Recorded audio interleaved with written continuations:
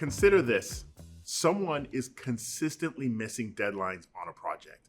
Now the project is facing significant setbacks. You need to speak with the person who is struggling and find out exactly what's going on so you can get things back on track.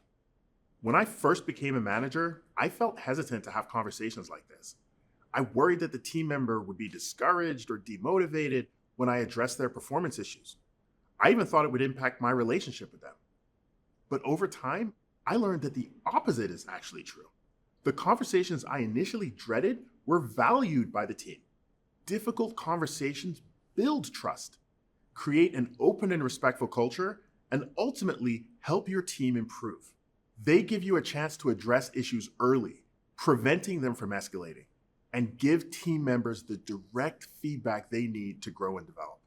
They're also a chance for you to hone your own skills as a leader. Let's explore techniques that will help you approach these conversations with confidence. I find that asking myself questions that clarify my goals helps me feel more prepared for a difficult conversation. I might ask, what exact issue needs to be addressed?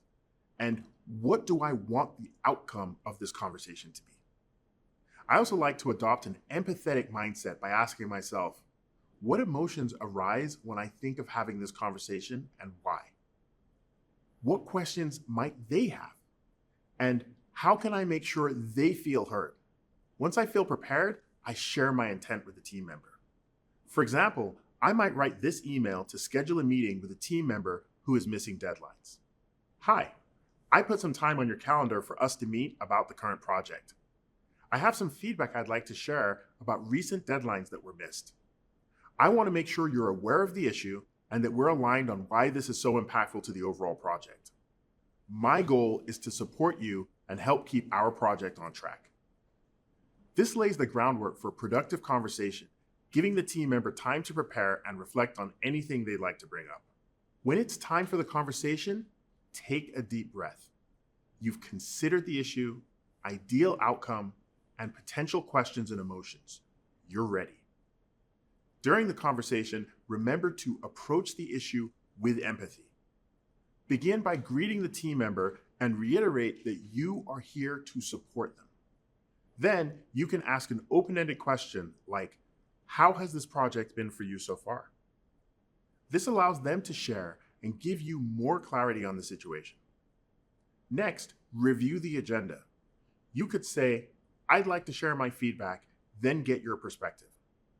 Afterwards, we can discuss the challenges and agree on solutions. How does this sound? Now, it's time to deliver the actual feedback.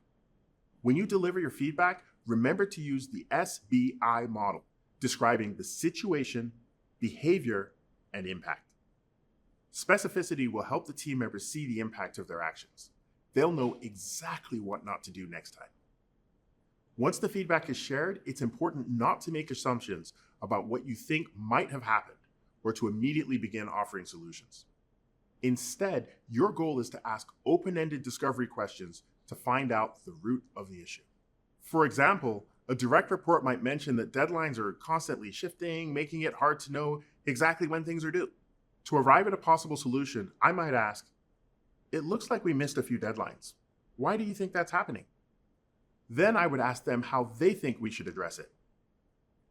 They might reveal that the deadlines aren't clear and so they didn't know when to deliver things. One approach would be to coach them to help them navigate this ambiguity and make it clear that establishing, communicating, and meeting deadlines is part of their role.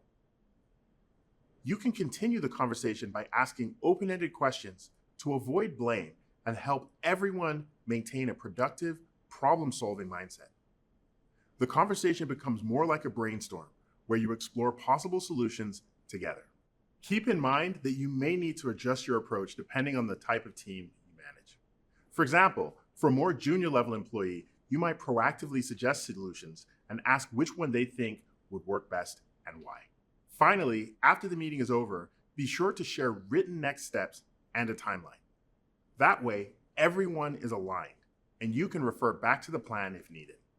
Tough performance conversations can be daunting at first, but they are invaluable for both individual and team growth. When you invest in building strong relationships, team members will be more likely to trust your intentions and be open to what you have to say, even if it's hard to hear.